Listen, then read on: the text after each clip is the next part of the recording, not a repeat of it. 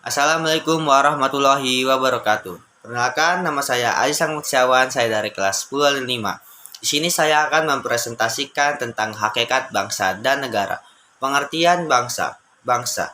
Bangsa terbentuk karena persamaan ras, bahasa, adat istiadat, dan agama yang merupakan faktor pembeda dengan bangsa yang lain. Faktor-faktor pembentukan bangsa. Berikut ini merupakan faktor-faktor penting bagi pembentukan bangsa Indonesia.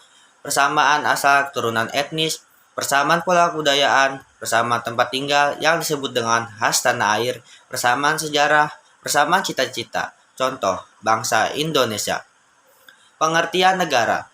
Negara adalah organisasi manusia atau kumpulan manusia yang mendiami suatu wilayah, berada di bawah pemerintahan yang tunduk patuh terhadap pemerintahan tersebut. Sifat-sifat negara. Memaksa artinya memiliki kekuasaan untuk menyelenggarakan ketertiban dengan memakai kekerasan fisik secara legal. Monopoli artinya memiliki hak untuk menetapkan tujuan bersama masyarakat. Mencakup semua artinya. Semua peraturan dan kebijakan negara berlaku untuk semua orang tanpa kecuali. Unsur-unsur negara. Unsur konstitutif, penduduk atau rakyat, wilayah, pemerintah yang berdaulat. Unsur deklaratif, pengakuan dari negara lain. Penduduk. 1. Warga negara, mereka yang menurut undang-undang diakui sebagai anggota dari negara. Bukan warga negara, mereka yang mengakui negara lain sebagai negaranya. Unsur konstitutif, rakyat. Rakyat adalah semua orang yang berdiam di dalam suatu negara. 1. Penduduk. Mereka yang bertempat tinggal tetap di negara tersebut. 2. Bukan penduduk. Mereka yang bertempat tinggal sementara dan tidak bermaksud untuk menetap di negara tersebut. Seorang warga negara Indonesia atau biasa disebut dengan WNI adalah orang yang diakui oleh undang-undang sebagai warga negara Republik Indonesia. Kepada orang ini akan diberikan kartu tanda penduduk berdasarkan kabupaten atau provinsi tempat ia terdaftar sebagai penduduk atau warga. Kepada orang ini akan diberikan nomor identitas yang unik, nomor induk kependudukan atau sering disebut dengan NIK. Apabila ia telah berusia 17 tahun dan mencatatkan diri di kantor pemerintahan, paspor diberikan oleh negara kepada warga negaranya sebagai bukti identitas yang bersangkutan dalam tata hukum internasional. Wilayah suatu negara. Wilayah daratan, wilayah lautan atau perairan, wilayah udara. Wilayah darat. Batas wilayah darat suatu negara ditentukan atas perjanjian bilateral atau multilateral antara negara-negara yang bersangkutan. 1. Batas alami. 2. Batas buatan.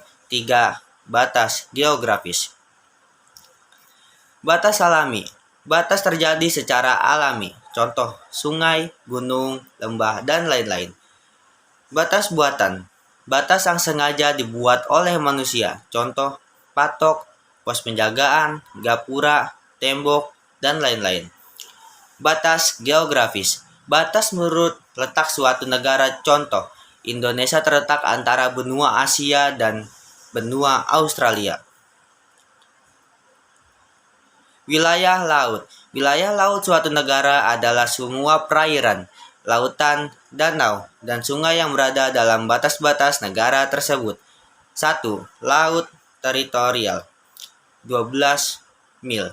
2. Zona ekonomi eksklusif 200 mil. Landas kontinen 200 m ke dasar laut teritorial. Laut bebas 200 mil z. 1. Laut teritorial. Jalur lalu lintas menghubungkan antara satu pulau dengan pulau lain. Sumber daya alam hayati, hewan laut dan tumbuhan laut. Sumber daya alam non hayati, sumber minyak bumi, gas alam. 2. Zona ekonomi eksklusif. Negara berhak memanfaatkan sumber daya pada zona, merupakan batas wilayah suatu negara dengan wilayah perairan negara lain. 3. Landas kontinen. Negara berhak memanfaatkan mengolah dan melakukan konservasi sumber daya alam, berhak melakukan penelitian, perlindungan, dan pelestarian laut, mengizinkan pelayaran internasional, memasang sarana prasarana perhubungan laut. 4. Laut bebas merupakan wilayah laut yang bebas digunakan oleh negara manapun, bebas berlayar, memasang kabel atau pipa bawah laut, bebas membuat pulau buatan dan instalasinya, bebas untuk melakukan riset atau penelitian, bebas menangkap ikan. Wilayah udara. Wilayah udara suatu negara ada di atas wilayah darat dan laut negara tersebut. Pengakuan dari negara lain dibedakan. Pengakuan dari negara lain secara de jure artinya pengakuan resmi berdasar hukum.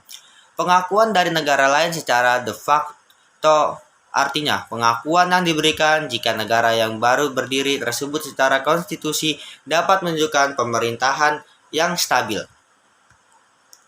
A. Pengertian pengakuan secara de facto.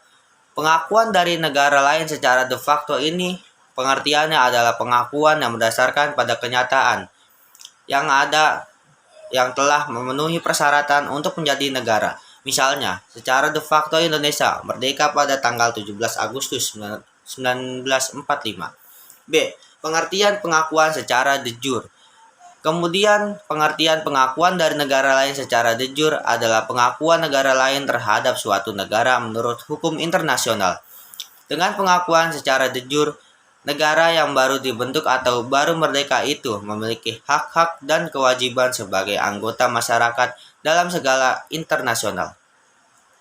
Pengakuan negara lain secara de jure bangsa Indonesia dimulai sejak 18 Agustus 1945 pada saat disahkannya Undang-Undang Dasar 1945, terpilihnya Presiden dan Wakil Presiden, serta dilantiknya lembaga legislatif sebelum terbentuknya DPR atau MPR. Terima kasih.